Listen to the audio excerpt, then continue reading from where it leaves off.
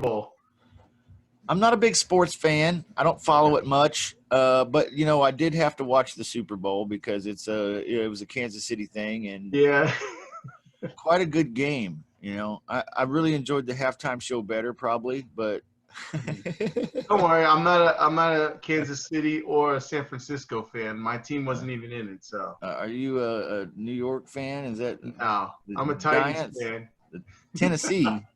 How do you become a Tennessee fan? I liked them when they were the Oilers, and I just always kept up with them. So, I mean, they did better this year than they've done in the past couple years, but they didn't make it. But I enjoyed the game. It was a good game.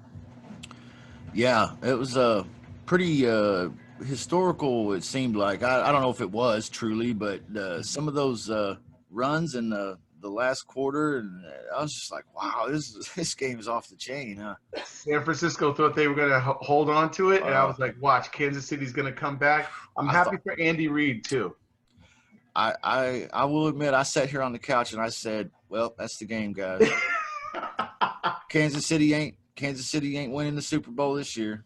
And I said, that's all right. We'll get them next year, guys. You know how everybody says, we'll get them next year. Yeah. I was already preaching that in about the third quarter, and turns out I was wrong. And then you see Mahomes on the side. He's just looking. I'm like, he knows he could do it. And it's funny because 7 years ago, he says, wow, look at this team that won the Super Bowl. It must be amazing to be a quarterback to win the Super Bowl. And now look at him 7 years later. Yeah. He's a remarkable individual. I'd like to know more about who he is, really. He's only 24. It's amazing. Yeah. It's amazing what you can do when you have the right training and the right focus, right? And I think that's what it amounts to. Well, he's got some God-given talents too, but you put those things together, and that's what makes that guy amazing, I think. He just 24, and his career's just really getting started. Yeah. And he's a Super Bowl champ. That's amazing. Well, I was wondering, when do I get my ring in the mail? Do you know? When does mine come in the mail? Because they said the Kansas City won, and we all get a ring, I thought, is what I heard. You guys just hold the title. That's what you get to be part of. Oh, I just get I get a title? Does that come like in a letter or something? I don't know what mine is. No. It's like when the Yankees were winning World Series, I was like, yes, we won again, but we don't get anything. Yeah. Well, just bragging rights. That's it. Yeah, maybe your buddy buy you a beer or something. That's about the best you can get. Right? That's about it.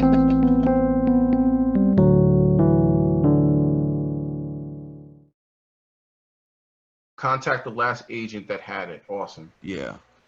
So like this one here on this one is listed with it has a listing agent, Damian A. Coleman. He's a broker owner. So I would contact him on this one that we're looking at. Yeah.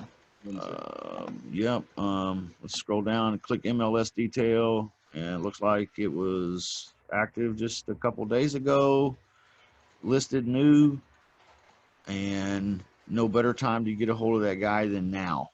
Okay. Because it looks like it was newly listed on the 31st of January, which was 4 days ago. So 250,000, price per square foot 201.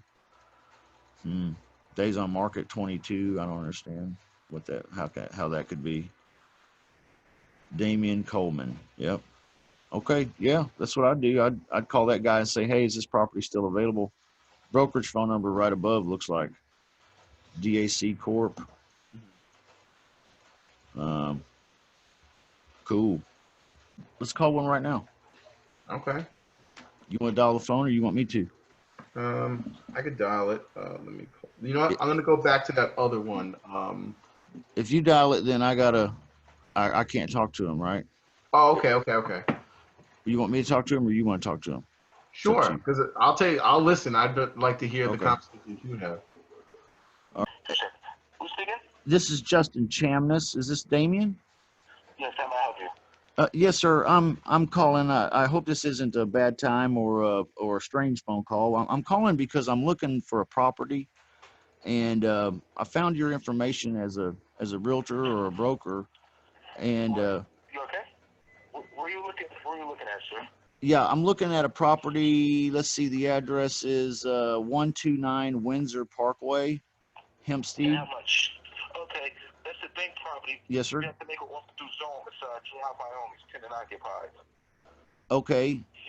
Okay. Well, yeah. Can I ask you a question real quick, and you can educate me? I'm a little dumb on the topic, but if I'm to make an offer to a bank, are they is it like are they going to accept something like 50% of what they're asking, or is it 70%, or what's normally accepted? Can you call me an hour? I'm in a meeting. Can you call me back in an hour?